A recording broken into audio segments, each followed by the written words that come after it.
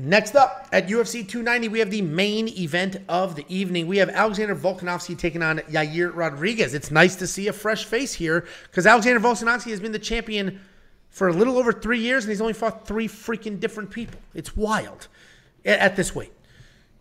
He's 25-2. 4-1 in his last 5. That only loss is a very close one to Islam at lightweight. He's taking on Yair Rodriguez. Do you think he won that fight? I didn't think he won while watching it, but I had that bet on Islam, which may have completely changed. Yeah, I obviously thought it was close, but I thought Islam did enough. But yeah, there's obviously takedowns matter. Pretending takedowns don't matter is a weird. Like, takedowns matter because people are like, we did nothing with it. He's like, yeah, but he still did it. Like, getting a takedown means something. You just get no credit for a takedown if you don't murder somebody immediately after. That's crazy to me. Anyway, Yair Rodriguez, 15-3 overall. He's 3-1-1 in his last 5. He's coming off that submission win over Josh Emmett, which won him the interim title. And Yair Rodriguez is an interesting guy because he's athletic. He's wild. He's going to spin. He's going to kick. He's going to do all sorts of super fun stuff that not only will entertain us, but it also makes it impossible to figure him out and what he's going to do in that cage. He's super tough to deal with because of that unpredictability. It does open him up for takedowns, though. He'll plant a little too hard. He'll spin a little too early, and he can be taken down. But he is capable enough to throw up a submission or even create scrambles off his back. He's been taken down in 9 of his 12 UFC fights, but he does have a 63% takedown defense. He is the interim featherweight champion. But if you dig through his record, there was a good amount of time off between some fights there. You want to just put a disclaimer out there that you're a fucking Yair hater? I'm not a Yair hater at all. Well, and I'm not even going to say that Twitter narrative. The new Twitter, well, I am going to say it. The new Twitter narrative is Yair Rodriguez had major cardio issues, took 2 years off, wasn't in USADA testing pool, and now he has cardio, which is like such a stupid narrative. It's like, that's pretty disrespectful. Yeah, I completely disagree with that at all. That's just, Viva I Mexico. saw that all over Twitter before. But anyway. Tengo el gato los pantalones. Yair Rodriguez, as fun, exciting, dangerous as he is fighting the greatest featherweight of all time, mate, right? He's probably better than Jose Aldo at this point. He's accomplished as much. He's on his way to accomplishing more potentially. So if he's not the greatest featherweight of all time, he's the second greatest featherweight of all time. Alexander Volkanovski has been here for years doing what he does. He's a very good, clean striker. He's got legit speed. His hands are fast. His feet are fast. He uses kicks really well. His combinations are clean. He works in takedowns. He's super short, but he can find the head. He can get there. I mean, he's unbelievably well-rounded. He just fought the biggest weight bully at lightweight, and it didn't even matter. Yes, he lost that fight, but he's supposed to lose that fight. That's what's supposed to happen. The champion of the lighter weight class isn't supposed to win the next fight. It's supposed to be a close one, but size was the difference. And that's exactly what happened. But I think Volkanovski wins this fight. I think he's too complete of a fighter. I think all that wrestling he did in that camp for Islam is going to help him. I do think he'll get into some trouble on the feet. I do think Yair Rodriguez will have some success, and I think Volkanovski is going to go to that wrestling that he's been working on for the last year or whatever it was, preparing for that Islam fight. So I like Alex to win this fight. I am like very, very confident in him to get it done. So I'm on the Yair side. What do you think? You just said I'm on the Yair side. I'm sorry. I'm on the Volkan. I know what side you're on. Which is why I think that was somebody was trying to help you there. I think somebody was trying to, a little Freudian slip. I think you were trying to, your inner conscience was trying to help yourself there. Yeah, I have all the respect in the world for Volkanovski. Obviously, it was super impressive. As nobody, even me, I mean, gave him a chance in that Islam fight. And he showed up and nearly won that fight. And some people think he did win that fight.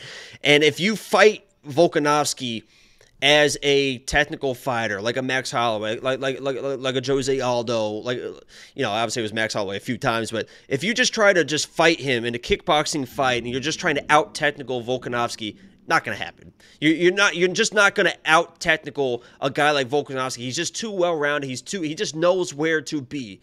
The guy that really had the success against Volkanovski and had him in the most danger, obviously there was a little bit of a weird situation, but even was landing some weird stuff on him, was Brian Ortega. Because Brian Ortega is not a normal guy. He's not just a 1-2, nice tight striker. He's a dynamic striker, definitely not as dynamic as Yair, but he's a dynamic striker, is dangerous in his guard, in the grappling, can do weird stuff, and he put Volkanovski in obviously some weird situations. Obviously the mounted guillotine, the triangle, but what I saw a lot too, was on the feet. He was touching Volkanovski with his different kind of different style. He switches stances, stuff comes at weird angles. What he did really well was timing the kicks of Volkanovski, either the body kicks or the leg kicks with shots, and also grabbing the leg as well. It's kind of how he got that takedown. He kind of grabbed the leg with the right hand, but he was landing really nice right hands and countering off those kicks of Volkanovski, and he was having some good success with kicks, slapping the body, slapping the legs of Volkanovski.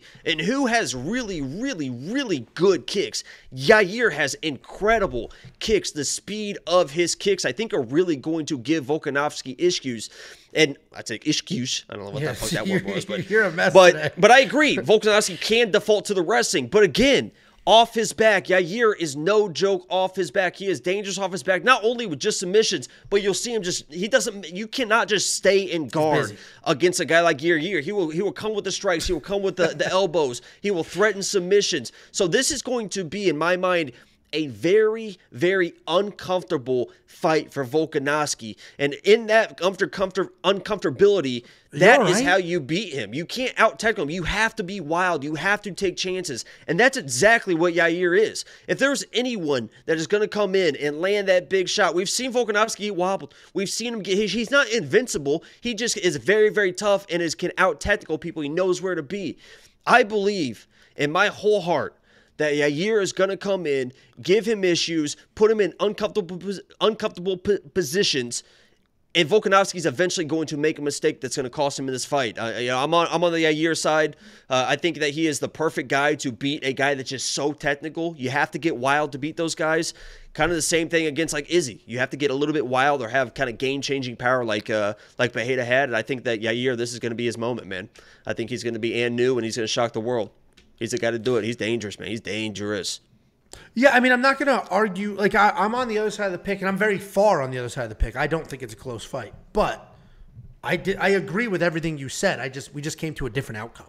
Like, I agree. Keep it wild. Keep it dirty. If you watch that Brian Ortega fight, Moreno needs to do too. And I'm not even talking about. Obviously, you can talk about the Brian Ortega fight and be like, oh, he almost. I don't even care about that. I don't care about the guillotine. I don't care that. I'm looking at the striking, and I'm seeing him land a right hand, and I'm seeing him land a kick, and I know how more dynamic Yair is even than Brian Ortega in that fight. I think Yair is going to surprise some people with how good he is. Well, because you said this week that you don't think he's very deserving of this title shot. I think some people think that as well. I don't think I said he wasn't deserving of the title shot. You're like, he hasn't beat anyone. He had the 2 years off. He came back and he beat a bum, and Josh Emmett not any good. That's true. He lost. Okay, I see who the AI picked. Pretty confidently, actually, too. Okay. Anyway, we're on opposite sides here. You're going to get great value at your $7,000. I think you need somebody in this fight. You need somebody in the co-main in your lineup, and maybe that means you have Yair because he's the most affordable of the 4 people in the main and the co-main when you're building your DraftKings lineup, right? $7,000, where Pantoja's a little more than that as the underdog. But pick your side. I'm not going to stand on this. This isn't a hill I'm going to die on. While I'm very, very confident in Alexander Volkanovski myself, we all know how good Yair Rodriguez is, so I'm not going to shit on the guy to pretend he can't win. You let me know what you think about this. Inside the distance, decision no action for Yair. We know how tough he is.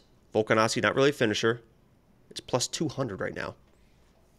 I got it for plus 240 for premium members. That is surprising because, Volkanovski is not really a finisher. And Yair went to war with Max Holloway. Yeah, he's a very tough dude. Yeah. Yeah, it'll be interesting, but I'm looking forward to this. I'm going to be here in person, obviously. I mentioned that a few times. A great card.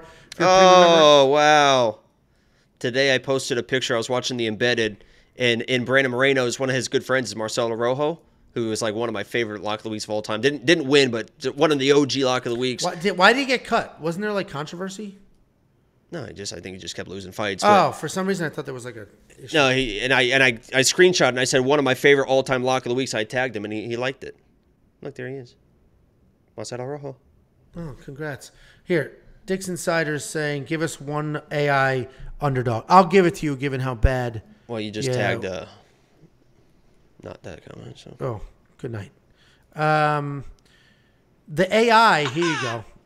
The AI picked Rodriguez. Super close, 52%, but the AI picked Rodriguez. There you go. There's one of the underdogs the AI picked. And the AI has been very, very successful picking underdogs. I mean, I have to get off this and walk the dog, and it is fucking pouring down rain. Well, how are you going to walk the dog in the rain? All right, let's go. Let's shut this. She hasn't been out since lunchtime. Jesus, what kind of asshole are you?